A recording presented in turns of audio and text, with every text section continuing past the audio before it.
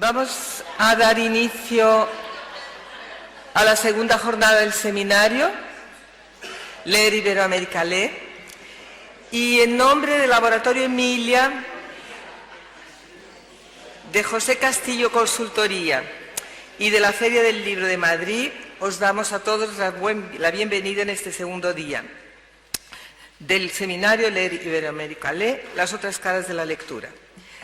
Me imagino que, como yo, muchos de ustedes volvieron a casa ayer con la cabeza medio hirviendo de ideas nuevas y algunas inspiradoras, alimentados por la riqueza de las experiencias y la diversidad de puntos de vista que contribuyen, sin duda, para ampliar las miradas en torno de temas tan urgentes como lectores y lectura. Pero no solo. Compartir una experiencia transformadora como la de leer en el cementerio, aportada por Bel Santos, conocer iniciativas tan distintas y comprometidas de la sociedad civil, como las desarrolladas por Itaú Social, el SESC, la Fundación Mempo Giardinelli y la Fundación Germán Sánchez Ruy Pérez, y de cómo cada una a su manera hicieron la diferencia. Conocer lo que piensan algunos de los responsables por planes de lectura exitosos y lo que debe ser una política pública de lectura. Reflexionar sobre qué lectores queremos formar y qué sería al final una lectura independiente. Y terminar con la reflexión de María Teresa Andrueto sobre el papel de la literatura. Seguramente nos ayuda a ver las cosas de otra manera más allá del mundo del libro y de la lectura. Contribuciones fundamentales para ampliar nuestros referentes y nuestras fuentes de inspiración.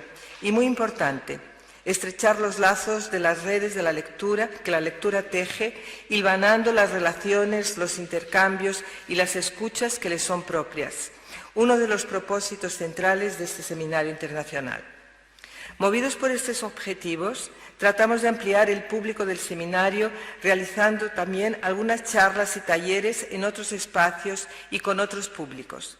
Mañana y pasado se realiza el evento Letras al Límite en la Casa San Cristóbal, en el barrio San Cristóbal de Los Ángeles, actividad fundamental y que realiza plenamente nuestros propósitos. Otras charlas y talleres se realizarán también en colaboración con el CRIF, las Acacias y con Medial Prado y con el Ayuntamiento de Madrid. Antes de iniciar el día de hoy, me gustaría agradecer la presencia de todos y de todos los que están acompañando el evento online, que son muchos, y en Brasil hay varios grupos que nos están incluso escribiendo, dando la enhorabuena y participando. Agradecer también a nuestros invitados que nos acompañan en estas jornadas con tanta fraternidad y generosidad. Y agradecer a todos nuestros apoyadores sin los cuales no hubiera sido posible la realización de este evento. En primer lugar, a Manuel Gil, director de la Feria del Libro de Madrid, que desde el primer momento apoyó esta idea como nuestro parcero, y al Ayuntamiento de Madrid, cuyos recursos han sido fundamentales para estar aquí, y al Ministerio de Cultura y Deportes de España y por su apoyo, a la Biblioteca Nacional, que nos acoge y nos ayudó a organizar este evento, a la Fundación Montemadrid, en especial Cristóbal Sánchez, por compartir con nosotros el proyecto en su amplitud, a la Fundación Santillana, a la Organización de los Estados Iberoamericanos OI, al colectivo Álbum, al Clúster Pez Savid, al CRIF Las Acacias, al Medial Prado y finalmente a la residencia de estudiantes donde estamos todos acogidos. Y por fin a todo el equipo de organización que con tanta profesionalidad y cariño organizó todo de la mejor forma posible para que estuviéramos aquí. Javier Gonzalo, Arantxa Barragán, Álvaro Cruz, Carmen Baldunchi y Paola Iturralde. Y en Brasil tenemos el apoyo de Clara Werneck, que nos cuida de las redes sociales. Muchísimas gracias a todos y, como se dice en Brasil, enorme gratidão.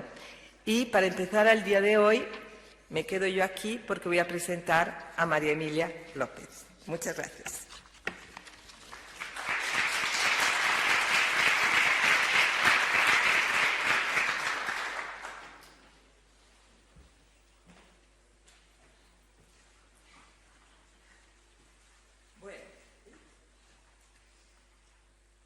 Tenemos unos minutos hasta que se enciende este micrófono. Hay cambio, sí. ¿Puedo ir hablando? Sí, ahora sí. Sí.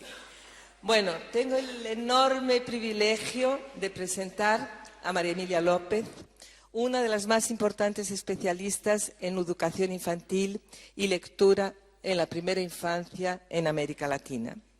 Además de trabajar como asesora de programas de educación inicial en países como México, Brasil y Colombia, es directora del Jardín Materno de la Facultad de Derecho de la Universidad de Buenos Aires, vencedora en 2014 del programa de lectura y biblioteca. Publicó el libro Un mundo abierto, cultura y primera infancia, disponible en el sitio del CERLAC online, y que he tenido el gusto, honor y privilegio de publicar en portugués por el sello Emilia.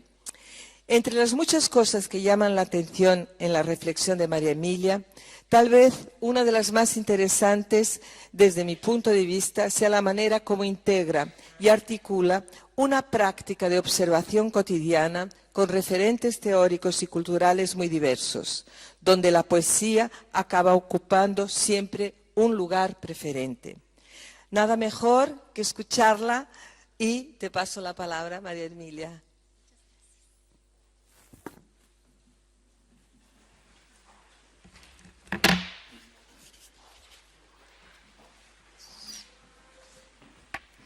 Muchas gracias, Dolores. Tarda un ratito esto.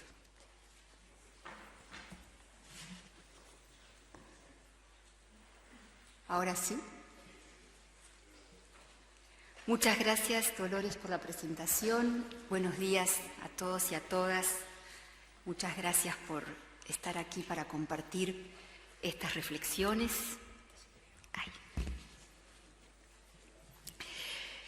La infancia secreta. Inés y Dolores me han propuesto este título, que es tan enigmático como enorme y tentador a la vez. Deambulo por varios espacios tratando de acotar, definir, elegir un sesgo.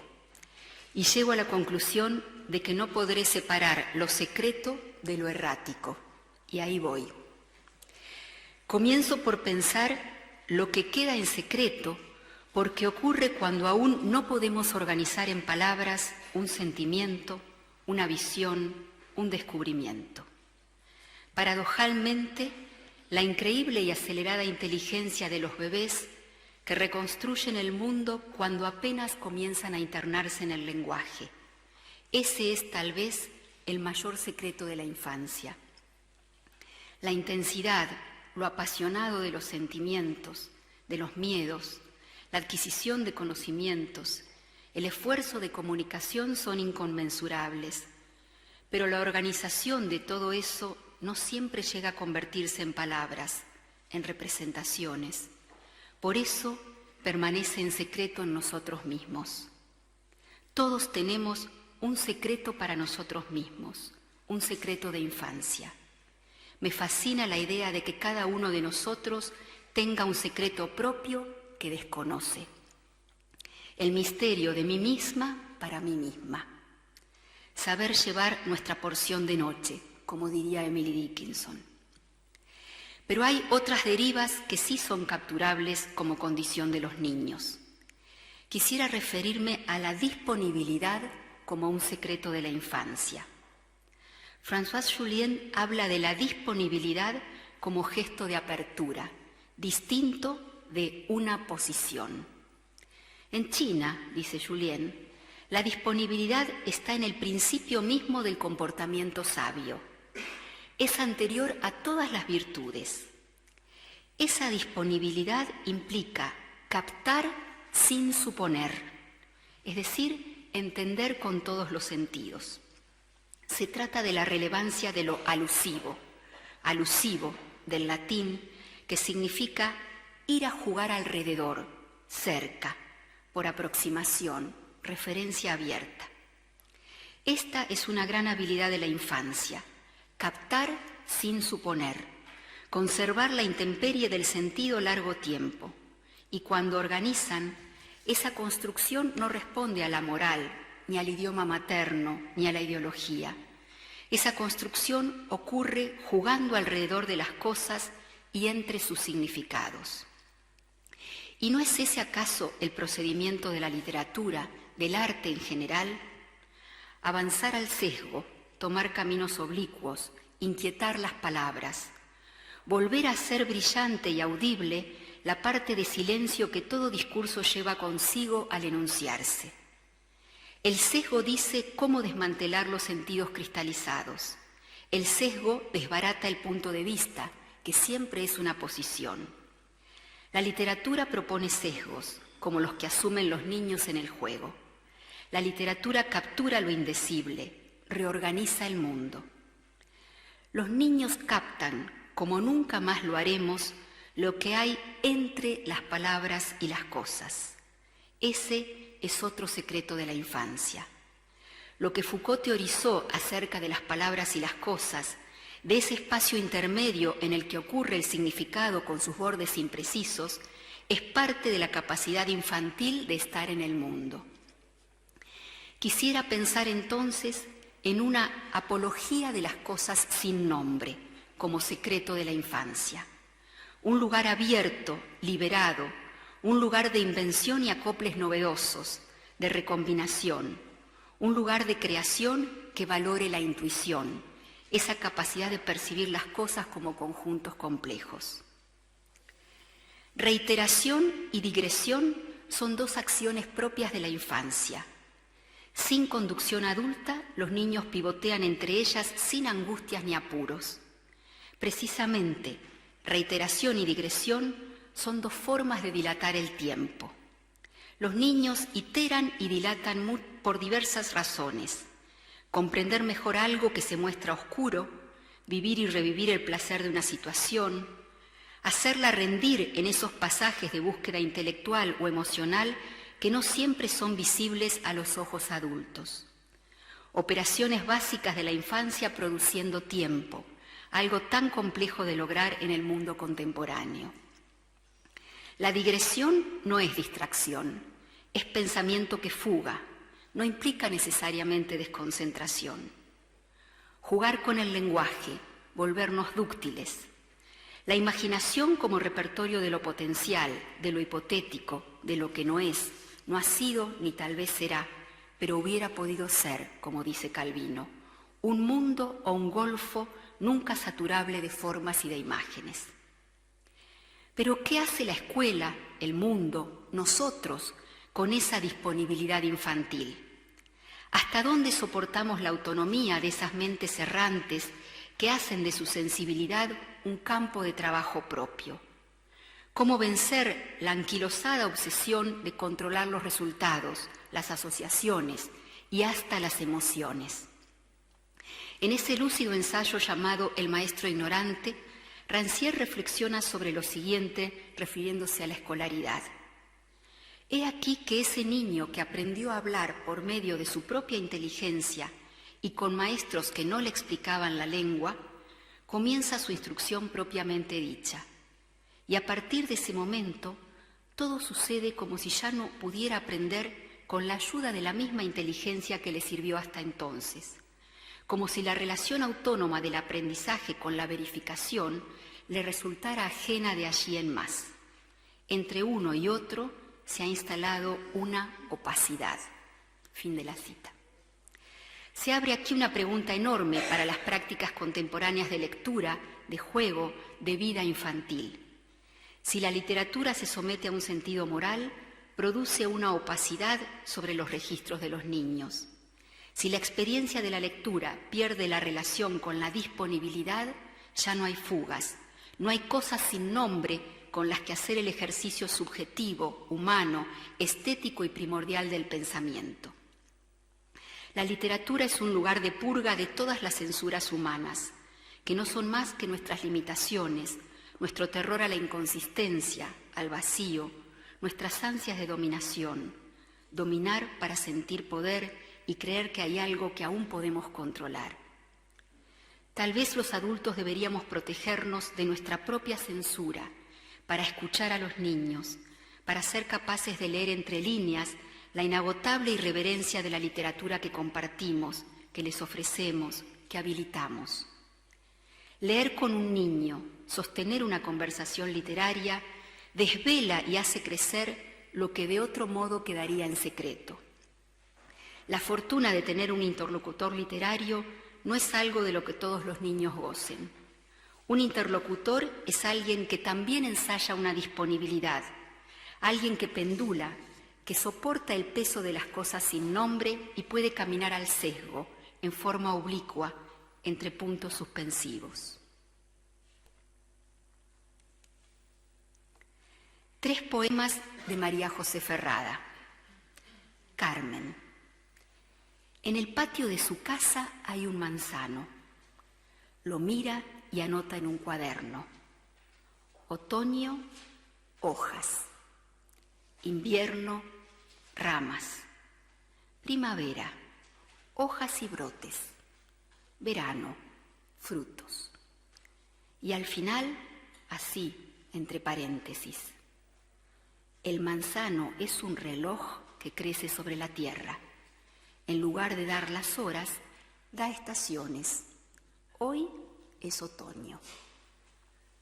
José decidió inventar su propio diccionario, agrupar de nuevo las palabras, palabras abrigadas, miel, mamá, sol, gorrión, palabras fantásticas, arcoíris, noche, planeta, palabras luminosas, estrella, abuelo, saltamontes. Y así. Héctor se pregunta cómo es posible que el sonido del mar viva en los caracoles. Se lo pregunta toda la tarde. Al llegar la noche se da por vencido y lo anota en su lista de misterios. Tal vez porque su lenguaje primordial, el de los niños, es de algún modo un dialecto que oscila entre lo que se va aprendiendo del lenguaje de los otros y las propias resonancias e imágenes interiores, puede darse esa relación tan íntima y particular que observamos entre infancia y poesía. El poeta Arturo Carrera dice algo tan original y físico como esto: entiendo la poesía como un dialecto, la fuerza de una pequeña lengua que se injertó en mi lengua y cambió el ritmo de mi escritura. Hasta ahí, Carrera. Y yo agrego, ¿será acaso el poema una lengua de auxilio para los niños pequeños que intentan capturar el mundo un poco a tientas, un poco a su modo, sin renunciar nunca a la exploración y a la invención, pero a sabiendas de que hay pactos necesarios con la lengua y el sentido de los otros humanos? Cambio de foco. Ser niño siempre ha sido algo sumamente complejo. Comienzo a pensar en los dolores de la infancia, o de las infancias. Es claro que no hay modos universales ni atemporales. En ese camino vuelvo a un libro tan desgarrador como increíble. Me refiero a Klaus y Lucas, una novela de Agatha Christoph que les recomiendo mucho si no la han leído, y que leí levantando la cabeza tantas veces por emoción, por dolor, porque necesitaba respirar pausado. 2 hermanos gemelos, la Segunda Guerra Mundial con todas sus miserias, 2 niños enviados a vivir con una abuela rústica y cruel, que sufren toda clase de dolores y penas, que son violentados por la mayoría de los adultos con los que se relacionan, pero que en medio de ese horror y lejos de rendirse, construyen, asociados entre sí, un mundo de reglas propias y secretas, con las que avanzan intentando producir pequeñas membranas protectoras, incluido aprender a leer y escribir. Se sirven de una Biblia que es el único libro disponible en la casa de la abuela, que no sabe leer, y un diccionario que es la única herencia de su padre. Se dan lecciones de ortografía mutuamente. Se proponen aprender a redactar y ensayar redacciones, con la siguiente única regla: la redacción debe ser verdadera. Por ejemplo, no se puede escribir «la abuela se parece a una bruja». Sí se puede escribir «la gente llama a la abuela bruja». Ejercicios de autosubordinación, ejercicios de supervivencia psíquica, problematizaciones de la teoría literaria. Como quiera que sea, Klaus y Lucas nos hacen transitar a los lectores por una concientización muy profunda del horror que ha rodeado a la infancia y del lugar social tan secundario que han ocupado los niños como seres sin sentimientos ni proyectos. Lejos estamos en el tiempo con respecto a la ubicación histórica de la novela de Christophe. Sin embargo, los sufrimientos extremos de las infancias no ceden. Leo ahora el libro Los niños perdidos, un ensayo en 40 preguntas de Valeria Luiselli, mexicana residente en Estados Unidos, que trabaja como traductora de las decenas de miles de niños migrantes indocumentados que llegan a Estados Unidos y son evaluados a través de cuestionarios de admisión por las autoridades americanas, en la mayoría de los casos para deportarlos. Un libro absolutamente contemporáneo que no tiene nada que envidiarle en su crudeza a la novela de Christophe. Un libro con el que también hay que respirar profundo y con el que hago reiterados paréntesis para preguntarme cuándo dejamos de ser humanos. Cito a Valeria Luiselli. ¿Quiénes eran las personas con las que vivías? Las respuestas de los niños varían, pero al final siempre dan cuenta de un mismo hecho. Vivimos en un continente en donde está desapareciendo, o desapareció ya quizás, la noción de comunidad. Si un niño responde que no a la pregunta ¿mantuviste contacto con tu madre o tu padre?, no se indaga más a fondo, se sabe que fue abandonado. Sin embargo, es imposible no preguntarse cómo cambia la vida de un niño tras la ausencia absoluta de sus padres. ¿Cómo se reorganizan las vidas de los niños cuyos padres se fueron? Si les quitas el sol, ¿hacia dónde se desplazan los planetas? Y más allá de eso, ¿cuál es la relación entre la ausencia de los padres y el éxito de las gangas y pandillas como forma de reorganización social? Hasta allí la cita. Tristísimas historias de un mundo que no pone en consideración la vulnerabilidad infantil ni humana. Miles y miles de historias que van de un continente a otro y recorren a tantas y tantas infancias.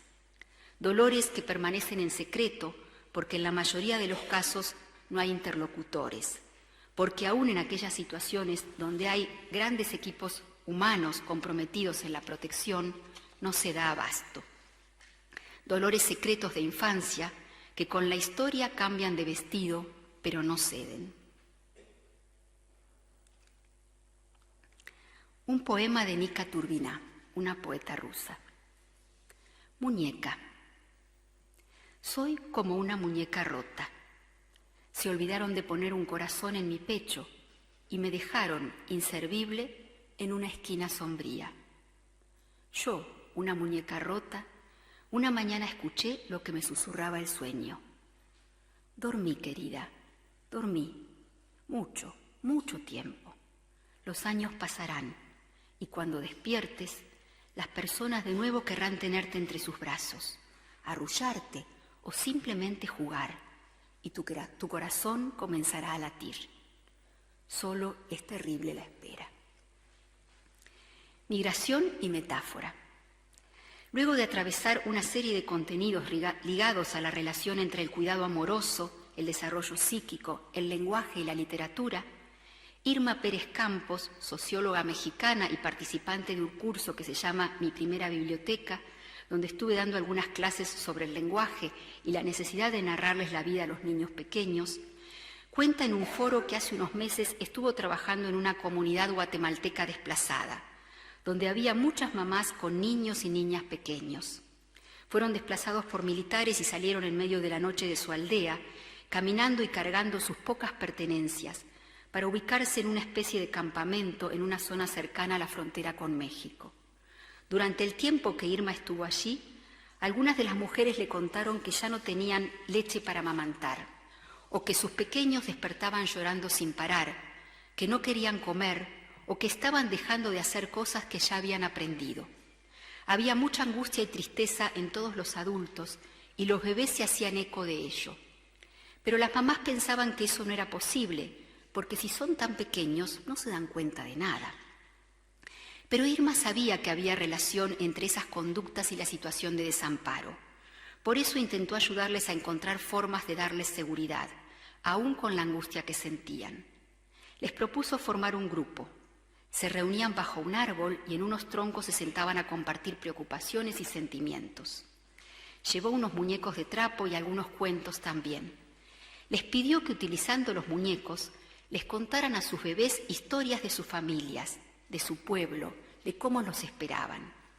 La consigna era que ellas continuarían estas actividades aunque Irma no estuviera, y a su regreso le contarían cómo les había ido. La respuesta fue que leer, cantar, narrar, les ayudó incluso para retomar sus momentos de amamantamiento, ya que debido al estrés provocado, la leche se había ido. Y ahora podían reconocer la tristeza, el enojo y la angustia, pero también la felicidad que les provocaban sus palabras a sus hijos pequeños. Migración y metáfora, los relatos, la memoria, la voz humana armando comunidad, aún en la intemperie social.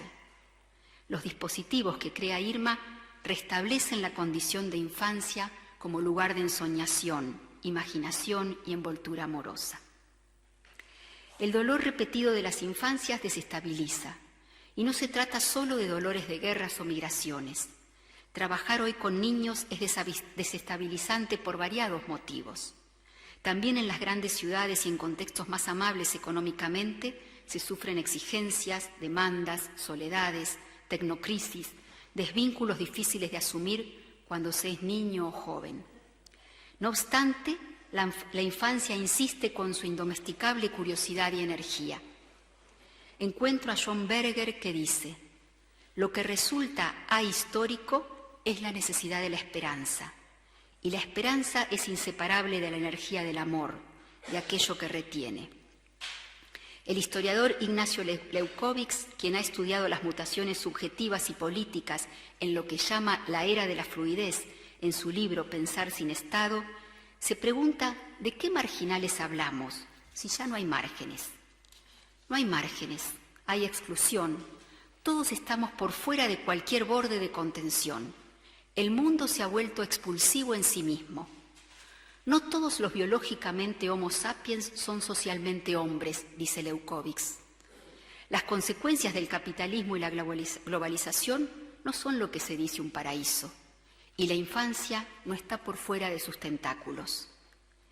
Pienso en una idea o en un concepto que estoy construyendo desde hace un tiempo. Lo llamo la función maternante de la sociedad. Entre el reconocimiento de la falta, de la ausencia, y la creación de dispositivos que nos permitan pensar la responsabilidad social sobre las infancias. Un ejercicio de la ternura. Pienso en esa manta simbólica de cuidados, protección, metaforización y digresiones poéticas que necesitan todos los niños para crecer y encontrar sus modos de hacer cosas con palabras y entre las palabras. Pienso en ese adentro secreto que tienen los niños, hermano de la poesía. Poesía e infancia. La relación con el poema nos devuelve infancia, tengamos la edad que sea.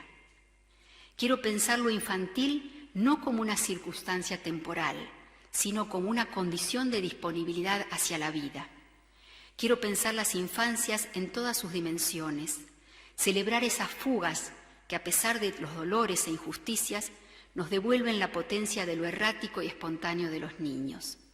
Quiero celebrar que las sexualidades ya sean múltiples e indiscutibles para las nuevas generaciones de niños, niñas, niñes y jóvenes. Un poema de Hilde Domin. Solo una rosa como apoyo. Me preparo una habitación en el aire, entre los acróbatas y los pájaros. Mi cama sobre el trapecio del sentimiento como un nido en el aire, en la punta más alta de la rama. Compro una manta de lana finísima, de ovejas delicadamente peinadas que caminan sobre tierra firme como radiantes nubes a la luz de la luna. Cierro los ojos y me abrigo con el vellón de animales fiables. Quiero sentir la arena bajo las pezuñitas y oír cómo suena el cerrojo que cierra la puerta del establo por la noche. Pero yazgo en plumas de pájaros en lo alto, arrullada en el vacío. Me da vértigo, no puedo dormir. Mi mano busca un soporte. y encuentra solo una rosa como apoyo. Al psiquismo le gusta acumular, funciona como una enciclopedia. La lectura de los primeros aromas sigue estando intacta en cada uno de nosotros. Los juegos de regazo, los versos, las historias y el lenguaje humano, mediado por la voz con sus melodías y colores, elaboran secretos de infancia que de algún modo operan misteriosos a nuestros sentidos. Dice Juan José Saer que existe siempre durante el acto de leer un momento intenso y plácido a la vez en que la lectura se trasciende a sí misma y en el que por distintos caminos el lector, descubriéndose en lo que lee, abandona el libro y se queda absorto en la parte ignorada de su propio ser que la lectura le ha revelado. Desde cualquier punto, próximo o remoto, del tiempo o del espacio, lo escrito llega para avivar la llamita oculta de algo que, sin él saberlo tal vez, ardía ya en el lector. Y yo agrego, secretos de la lectura que remiten al juego de la infancia, a lo impredecible, lo desclasificado. Creo haber leído a Amos Oz hablando de una placenta marina. Busco esa referencia y no la encuentro. Démosle el crédito transitorio a Oz entonces. Me gusta especialmente esa metáfora, el mar como caricia y protección aún en su bravura, el mar con sus misterios y secretos como alimento. Estoy buscando una metáfora que me permita algún punto de anclaje final para mi errancia. Pienso luego en este hermoso poema de Roberto Jorge Santoro. ¿Quién tuviera un pájaro, su canto en la mirada? ¿Quién tuviera un ramo de abrazos para curar el mundo? Fin.